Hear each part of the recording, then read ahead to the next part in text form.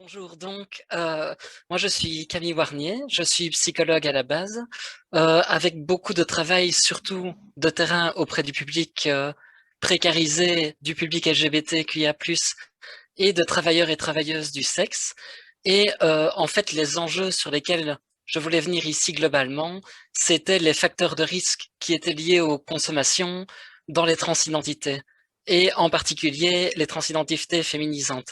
Il y a peut-être des personnes chez qui ça fera beaucoup de déjà-vu. Il y en a d'autres chez qui ce ne sera pas du tout le cas. On verra bien, j'entre un peu en terrain inconnu. Alors, ce graphique est fait maison. Je crois que vu sa qualité visuelle, ça vous sautera directement aux yeux. Euh, de quoi est-ce qu'il est issu quand même? Il est issu de beaucoup de travail de rue, d'échanges avec des personnes directement concernées et de lecture académique aussi. Maintenant, voilà, il reflète en partie mon expérience, mes échantillonnages, mon milieu, avec toutes les limites que ça inclut. Euh, alors pour redéfinir déjà avant tout, quand on parle transidentité, de quoi est-ce qu'on parle? De manière générale, je parle d'identité de genre non conforme. Transidentité, trans, c'est un préfixe qui veut dire une traversée. Une transidentité, il faut sortir du schéma que c'est une destination, que c'est passer d'un genre à un autre. Non, il y a transidentité dès lors qu'on quitte son genre assigné à naissance, et ce, au final, peu importe la destination vers laquelle on va. Euh, et j'y inclus aussi pas mal les personnes queer, c'est-à-dire que queer, c'est un terme assez parapluie qui a beaucoup de définitions, mais on va souvent parler ici de personnes qui n'entrent pas dans les normes en termes d'expression de genre, par exemple, d'identité de genre visible dans la sphère publique ou de manière d'afficher son orientation sexuelle. Exemple de queerness, c'est un homme qui est estampillé efféminé, c'est mal perçu socialement, c'est connoté négativement, ce n'est pas pour autant que son identité de genre est féminine.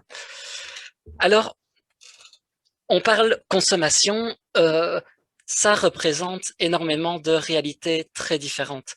Et moi, en fait, le message principal que je voulais mentionner ici, c'est que énormément de modes de consommation ou d'enjeux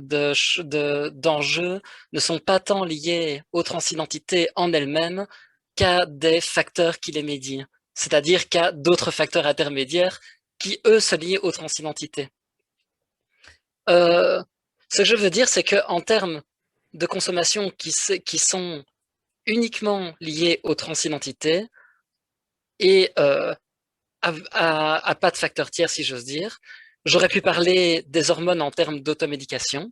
Certaines personnes choisissent par exemple de commander elles-mêmes leurs hormones au lieu de passer par une prescription médicale. Euh, J'aurais pu parler de l'escapisme, c'est-à-dire que bien qu'il ne s'agisse pas d'une consommation en tant que telle, beaucoup de personnes transgenres présentent des formes de cyberaddiction parce que la sphère informatique permet de vivre une vie alternative de manière plus satisfaisante. Et en fait, j'aurais à peu près pu plier là et j'aurais très largement tenu les 10 minutes. Sauf que, une, euh, évidemment, les transidentités ne sont pas un phénomène isolé et ça se lie à énormément d'autres facteurs de risque euh, qui, eux, par contre, vont jouer sur les enjeux. Le principal, évidemment, et ça rejoint par exemple ce qui a pu être dit, je trouve, au niveau du Tipeee sur sur les toxicophobies, parce que les transidentités sont souvent considérées sous le spectre des psychophobies, c'est-à-dire de la phobie de tout ce qui est relatif à ce qui est considéré comme la santé mentale. La transidentité n'est pas une maladie mentale, bien entendu, mais dans l'esprit général, c'est souvent traité en tant que tel ou comme une aberration. Et en tout cas, c'est vu comme anormal. Et c'est tout cela qui entraîne les discriminations et la stigmatisation. Et c'est ça, principalement, qui va entraîner, en fait, qui va constituer un facteur de risque majeur pour la consommation de substances. Qu'est-ce qui se lie à cette discrimination et qui est plus spécifique aux transidentités? D'abord, il va souvent y avoir une perte du travail et éventuellement un rejet de la part des proches et de la famille. Et ça, évidemment, ça mène à la précarité, à l'isolement. Euh, la précarité mène elle-même à l'automédication. L'alcool, le cannabis, d'autres formes de consommation sont des formes d'automédication. Et j'en reviens sur ça aussi, c'est pas toujours négatif sur ce que le Tipeee a pu dire sur le fait que c'est pas toujours uniquement négatif. Des fois, ça permet de rendre supportable une vie qui ne le serait pas par ailleurs.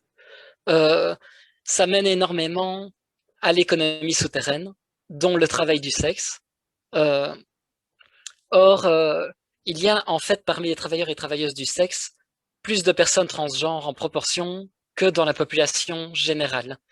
Et le milieu du travail du sexe lui-même peut être lié à diverses formes de consommation qui vont elles-mêmes, et c'est là pour moi que cette question de la consommation est si vaste, si impossible à schématiser réellement, ça va varier très fort suivant le type de travail du sexe. C'est-à-dire qu'une personne qui travaille en salon, à mon avis en France on dit éventuellement en vitrine ou des choses comme ça, enfin, ou en cube, en carré, euh, ça va plus souvent être des stimulants ou de l'alcool.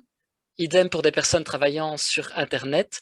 Mais par contre, des personnes qui font du travail du sexe en rue, on va plus être proche des réalités du sans-abrisme. Et là, alors, c'est un facteur de risque pour tous les types de consommation, qu'il s'agisse d'héroïne, de cocaïne, d'alcool, et évidemment, malheureusement, avec le risque complémentaire de tous les produits de coupe qui vont de pair avec ce type de milieu. Euh,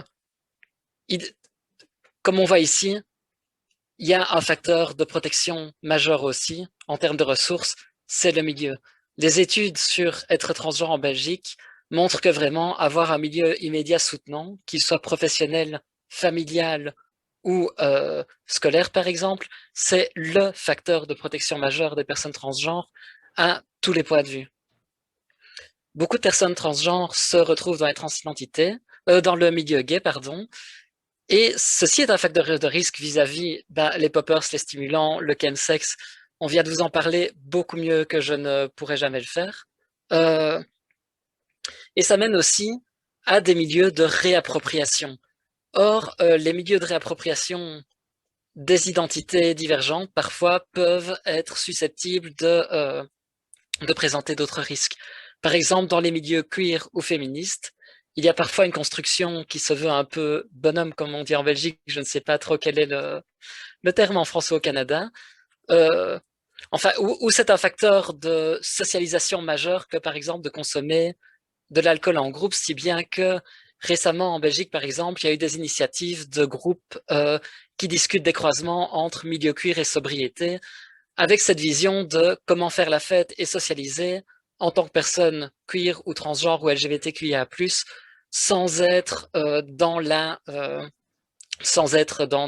par exemple, et dans la pression à boire. Et enfin, un autre facteur qui n'est pas encore pleinement avéré, c'est qu'il y a pas mal de recoupements, on en est dans les corrélations, pas dans les causalités évidemment, entre les neuroatypies et les transidentités, c'est-à-dire que il y a plus de personnes qui ont par exemple le syndrome d'Asperger et des choses comme ça parmi les personnes transgenres que dans la population générale. On n'en est pas encore au consensus, mais voilà. Or, par exemple, avoir le syndrome d'Asperger, ça présente un plus grand risque de certains types de conduites addictives et d'escapisme. On en revient à la cyberaddiction, où parfois, dans certains cas, l'alcool, le cannabis peuvent faire partie de mécanismes d'escapisme. Des choses qui vont en fait rendre à nouveau la vie plus supportable, encore plus quand le milieu ne le permet pas et qu'il est précaire. Euh, et enfin et par ailleurs, car il me reste une minute, nickel, euh, je parle ici de facteurs assez directement liés aux transidentités. Comme vous voyez, c'est vaste et j'ai l'impression que ça part dans tous les sens, même avec ce graphique, euh, et que j'en arriverai jamais à bout.